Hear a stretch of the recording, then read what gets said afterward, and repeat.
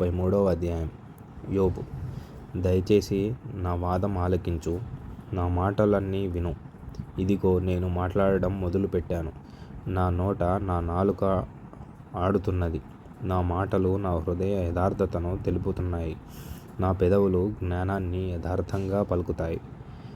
దేవుని ఆత్మ నన్ను సృష్టించింది. సర్వశక్తుని శ్వాస నాకు జీవం ఇచ్చింది. నీ చేతనైతే నాకు జవాబియ్యి. నా ఎదుట నీ వాదం సిద్ధపరచుకో. వ్యాజ్యమాడు. దేవుని దృష్టిలో నేను కూడా నీలాంటి వాణ్ణి. నేను కూడా బంకమట్టితో తయారైన వాణ్ణి. నా భయం నిన్ను బెదిరించదు. నా చెయ్యి నీ మీద బరువుగా ఉండదు. నిశ్చయంగా నీ పలుకులు నా చెవిన పడ్డాయి. నీ మాటల ధ్వని నాకు వినపడింది.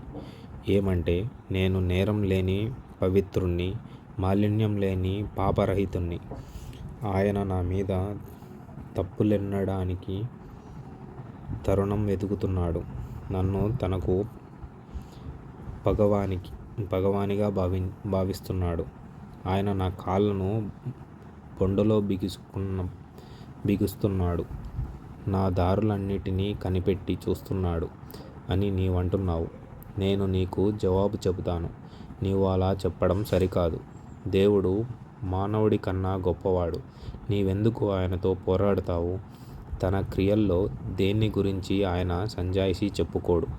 దేవుడు ఒక మారే పలుకుతాడు, 2 సార్లు పలుకుతాడు. అయితే మనుషులు అది కనిపెట్టరు.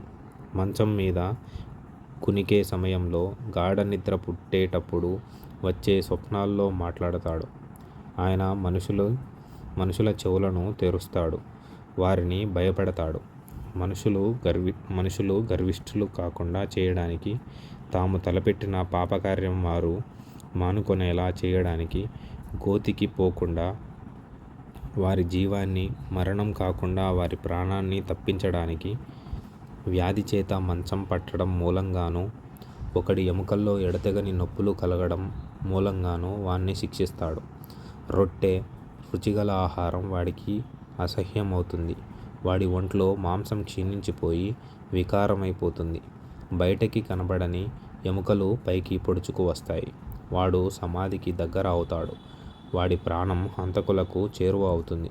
మనుషులకు యుక్తమైనది ఏదో దాన్ని వాడికి తెలియజేయడానికి వేలాది దేవదూతల్లో ఒకడు వాడికి మధ్యవర్తిగా ఉంటే, ఆ దేవదూత వాడిపై కరుణ చూపి, దేవునితో పాతాళంలోకి దిగిపోకుండా అతన్ని విడిపించు, ఇతని పక్షంగా పరిహారం దొరికింది అని గనక అంటే, అప్పుడు వాడి మాంసం చిన్నపిల్లల మాంసం కన్నా ఆరోగ్యంగా ఉంటుంది. వాడికి తన యవ్వన బలం తిరిగి కలుగుతుంది. వాడు దేవుణ్ణి బతిమాలుకుంటే ఆయన వాణ్ణి కటాక్షిస్తాడు. కాబట్టి వాడు ఆయన ముఖం చూసి సంతోషిస్తాడు. ఇలా ఆయన మనిషికి నిర్దోషత్వం దయచేస్తాడు.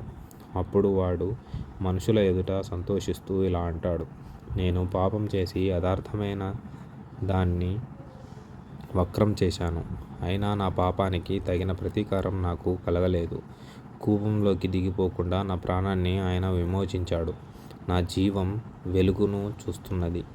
చూడు, మానవుల కోసం దేవుడు 2 సార్లు, 3 సార్లు ఈ క్రియలన్నిటినీ చేస్తాడు. కోపంలో నుండి వారిని మళ్ళీ రప్పించాలని, మనుషుల సజీవులకుండే వెలుగుతో వెలిగించబడాలని ఇలా చేస్తాడు. యోబు, శ్రద్ధగా విను. నా మాట ఆలకించు. మౌనంగా ఉండు. నేను మాట్లాడతాను. చెప్పవలసిన మాట ఏదైనా నీకు ఉంటే నాకు జవాబు చెప్పు. మాట్లాడు. నువ్వు నీతిమంతుడవని నిరూపించుకో.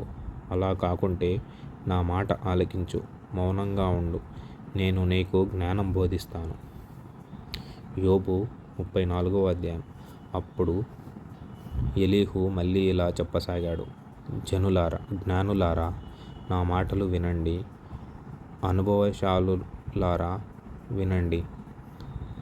అంగిలి ఆహారాన్ని రుచి చూసినట్టు చెవి మాటలను పరీక్షిస్తుంది.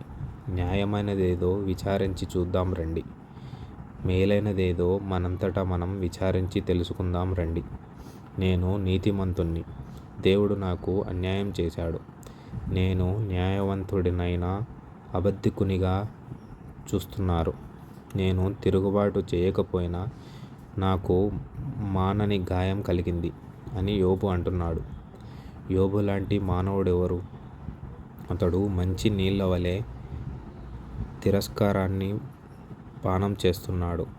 అతడు చెడుతనం చేసే వారికి మిత్రుడయ్యాడు. బలహీనుల చెలికాడు అయ్యాడు. మనుషులు దేవునితో సహవాసం చేయడం వారికేమాత్రం ప్రయోజనకరం కాదని అతడు చెప్పుకుంటున్నాడు. విజ్ఞానం గల మనుషులారా, నా మాట ఆలకించండి. దేవుడు అన్యాయం చేయడం అసంభవం. సర్వశక్తుడు దుష్కార్యం చేయడం అసంభవం.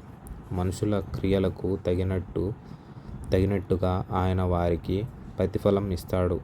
అందరికీ ఎవరి మార్గాలను బట్టి వారికి ఫలమిస్తాడు. దేవుడు ఏమాత్రం దుష్కార్యం చేయడు. సర్వశక్తుడు న్యాయం తప్పడు. ఎవడైనా భూమిని ఆయనకు అప్పగింత పెట్టాడా? ఎవడైనా సర్వప్రపంచ భారాన్ని ఆయనకు అప్పగించాడా? ఆయన తన మనస్సు తన దగ్గరే ఉంచుకున్నట్టయితే, తన ఆత్మను ఊపిరిని తన దగ్గరికి తిరిగి తీసుకుంటే శరీరులంతా ఒక్క పెట్టున నశిస్తారు. మనుషులు మళ్ళీ ధూళిగా మారిపోతారు. కాబట్టి దీన్ని విని వివేచించు. నా మాటలు ఆలకించు.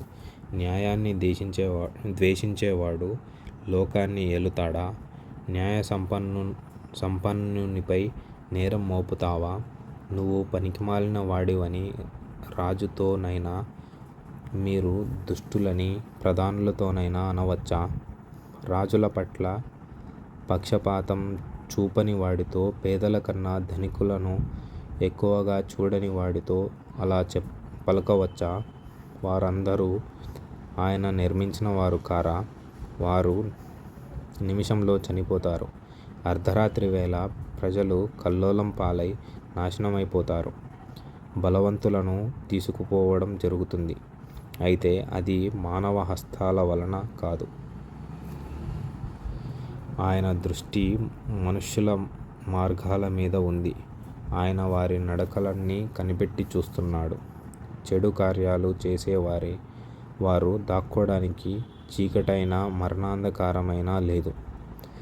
ఒక మనిషిని న్యాయ విమర్శలోకి తీసుకురాక ముందు అతన్ని ఎక్కువ కాలం విచారణ చేయడం దేవుడికి అవసరం లేదు. విచారణ లేకుండానే బలవంతులను ఆయన నిర్మూలం చేస్తున్నాడు. వారి స్థానంలో ఇతరులను నియమిస్తున్నాడు. వారి క్రియలను ఆయన తెలుసుకుంటున్నాడు. రాత్రివేళ ఇలాంటి వారిని ఆయన కూలదోస్తాడు. వారు నాశనమైపోతారు. అందరూ చూస్తుండగానే దుష్టులను వారి దుర్మార్గాన్ని బట్టి నేరస్తులను శిక్షించినట్టు ఆయన శిక్షిస్తాడు. ఎందుకంటే వారు ఆయనను అనుసరించడం మానుకున్నారు. ఆయన ఆజ్ఞల్లో దేన్నీ లక్ష్యపెట్టలేదు. పేదల మొరను ఆయన దగ్గరకు వచ్చేలా చేశారు. దీనుల మొర ఆయనకు వినబడేలా చేశారు. ఆయన మౌనంగా ఉండిపోతే తీర్పు తీర్చగలవాడెవడు? ఆయన తన ముఖాన్ని దాచుకుంటే ఆయనను చూడగలిగేవాడెవడు?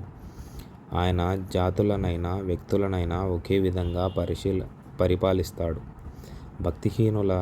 భక్తిహీనులు రాజ్యపాలన చేయకుండా, వారు ప్రజలను ఇకపై చిక్కించుకోకుండా ఆయన చేస్తాడు. ఒకడు, నేను దోషినే, కానీ ఇకపై పాపం చేయను. నాకు తెలియని దాన్ని నాకు నేర్పించు. నేను పాపం చేశాను, ఇకపై చేయను అని దేవునితో చెప్పాడనుకో.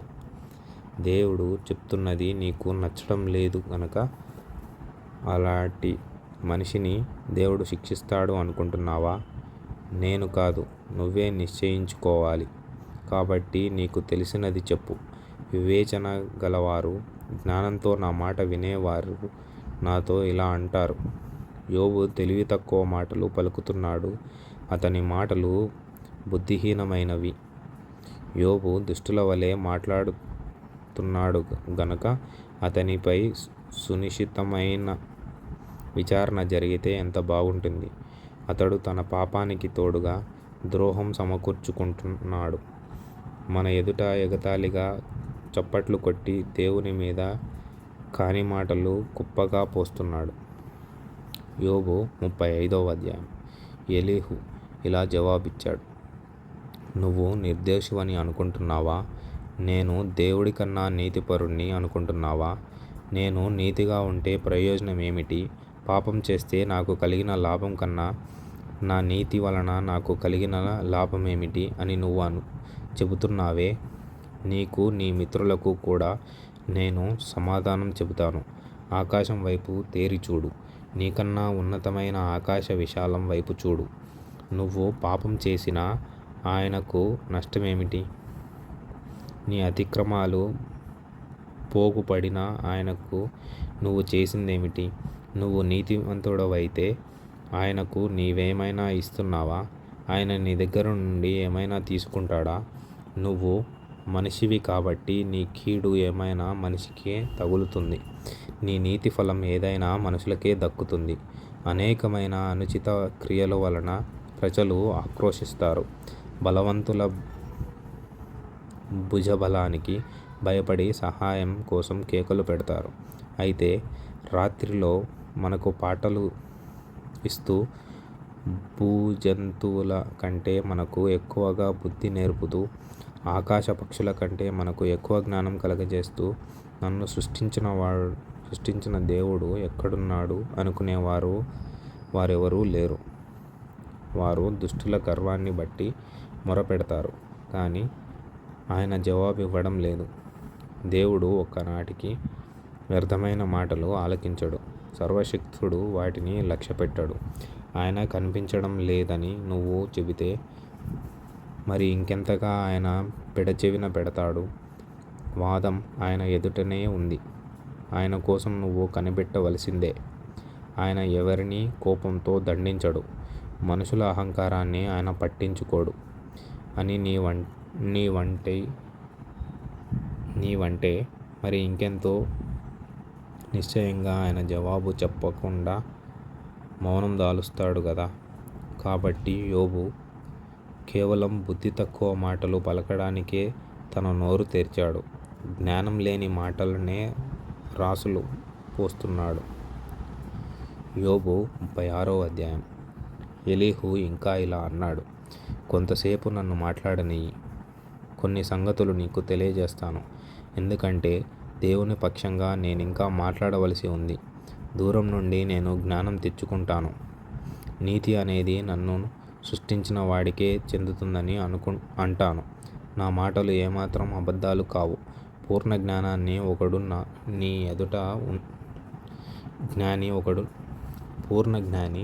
ఒకడు నీ ఎదుట ఉన్నాడు. దేవుడు బలవంతుడు గాని ఆయన ఎవరినీ తిరస్కారంగా చూడడు. ఆయన వివేచనా శక్తి ఎంతో బలమైనది. భక్తిహీనుల ప్రాణాన్ని ఆయన కాపాడడు. ఆయన దీనులకు న్యాయం జరిగిస్తాడు. నీతిమంతులను ఆయన చూడకపోడు. ఆయన వారిని నిత్యం సింహాసనంపై కూర్చునే రాజులతో పాటు కూర్చోబెడతాడు. వారు ఘనత పొందుతారు. వారు సంకెళ్లతో బంధితులైతే, బాధలు అనే తాళ్ళు వారిని కట్టివేస్తే అప్పుడు వారికి ఆయన వెల్లడిస్తాడు. వారి అపరాధాలు, వారు గర్వంగా ప్రవర్తించిన సంగతులు వారికి తెలియజేస్తాడు. ఉపదేశం వినడానికి వారి చెవులు తెరుస్తాడు. పాపాన్ని విడిచి రండని ఆజ్ఞయిస్తాడు.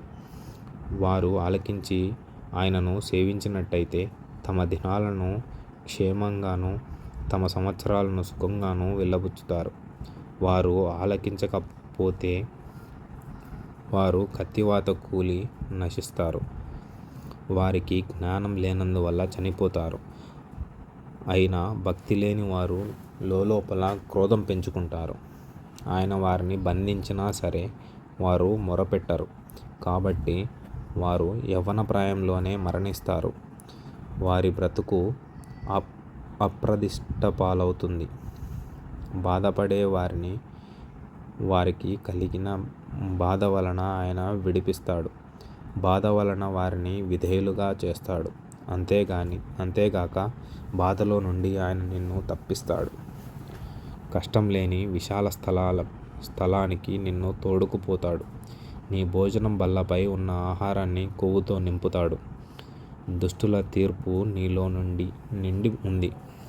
న్యాయ విమర్శ, తీర్పు కలిసి నిన్ను పట్టుకున్నాయి. కలిమి నిన్ను మోసానికి ప్రేరేపించనీయవద్దు. పెద్ద మొత్తంలో లంచం నిన్ను న్యాయం నుండి దారి మళ్లించనీయవద్దు. నీ సంపదలు నువ్వు బాధలు పాలు కాకుండా నిన్ను కాపాడతాయా? నీ బల ప్రభావాలు నీకు సాయపడతాయా? ఇతరులకు వ్యతిరేకంగా పాపం చేయడం కోసం రాత్రి రావాలని కోరుకోవద్దు. మనుషులను తమ స్థలాల్లో నుండి కొట్టివేసే చీకటి కోసం చూడవద్దు. పాపానికి తిరగకుండా జాగ్రత్తపడు. నువ్వు పాపం చేయకుండా ఉండేలా నీ బాధల మూలంగా నీకు పరీక్షలు వస్తున్నాయి. ఆలోచించు. దేవుడు శక్తిశాలి, ఘనుడు. ఆయనను పోలిన ఉపాధ్యాయుడు ఎవరు? ఆయనకు మార్గం సూచించిన వాడెవడు?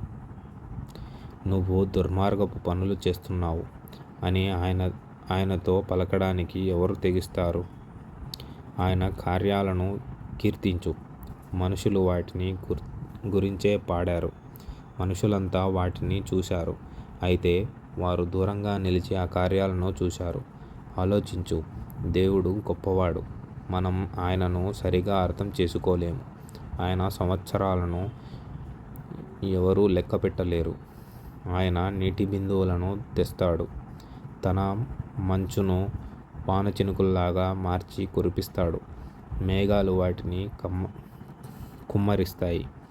మనుషుల మీదకు అవి జడివానగా కురుస్తాయి. నిజంగా మేఘాలు ముసిరే విధానం ఎవరైనా అర్థం చేసుకోగలరా? ఆయన మందిరంలో నుండి ఉరుములు వచ్చేదెలాగో ఎవరికైనా తెలుసా? చూడు, ఆయన తన చుట్టూ తన మెరుపును వ్యాపింపజేస్తాడు. సముద్రాన్ని చీకటితో ఆయన కప్పుతాడు. ఈ విధంగా ఆయన మనుషులకు ఆహారం పెడతాడు. ఆయన ఆహారాన్ని పుష్కలంగా ఇస్తాడు. తన చేతుల్లో ఉరుములను పట్టుకుంటాడు. గురికి తగలాలని ఆయన వాటికి ఆజ్ఞాపిస్తాడు. వాటి గర్జన ముంచుకు వస్తున్న తుఫానును మనుషులకు తెలుపుతుంది. పశువులకు సైతం దాని రాకడ తెలుసు.